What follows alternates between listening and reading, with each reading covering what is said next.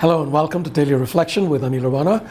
Today is the 17th of December 2020. We're going to reflect on Matthew 1 to 17. This is a genealogical table. Don't fast forward. Listen. An account of the genealogy of Jesus the Messiah, the son of David, the son of Abraham.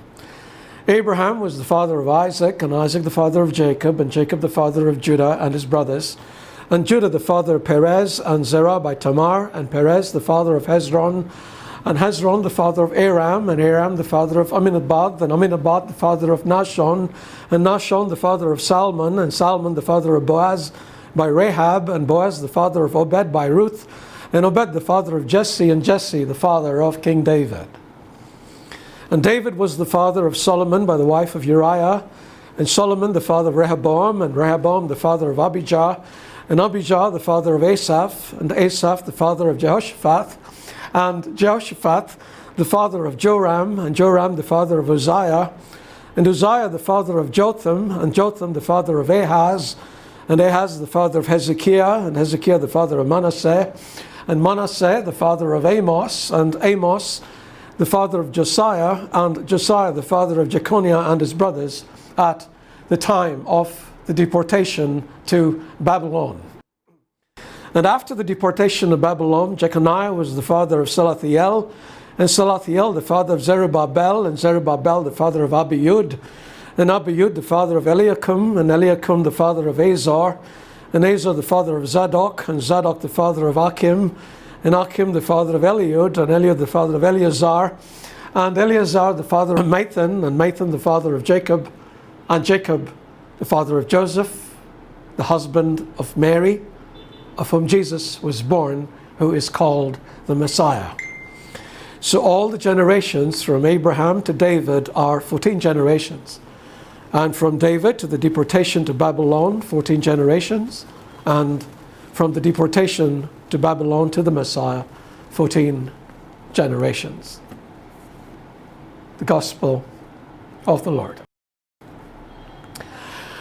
I did that at full speed, but I'm pretty sure many of you are waiting for it to get over.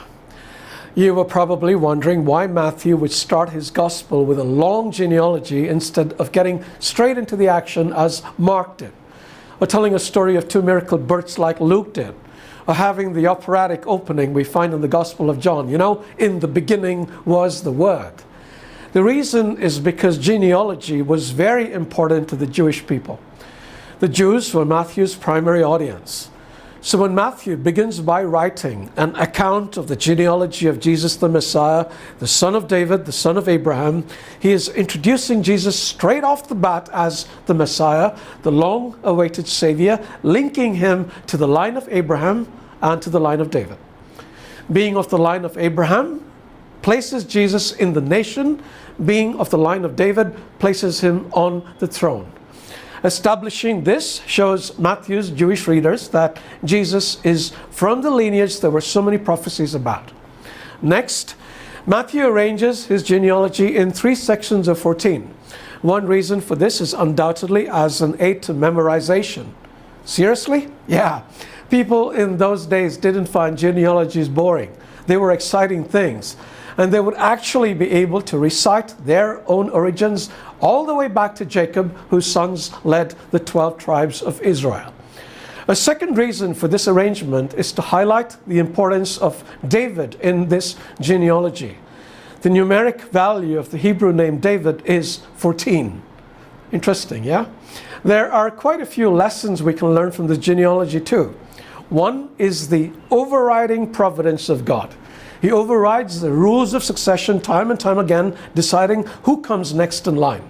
For instance, he chose Abraham, who starts off the genealogy table, but then he chooses Isaac, not Ishmael, to continue the line. Later he chooses Jacob, and not firstborn Esau, to continue it. David too was not the oldest in his family. On the contrary, he was the youngest of Jesse's 8 sons. Amazing, yes?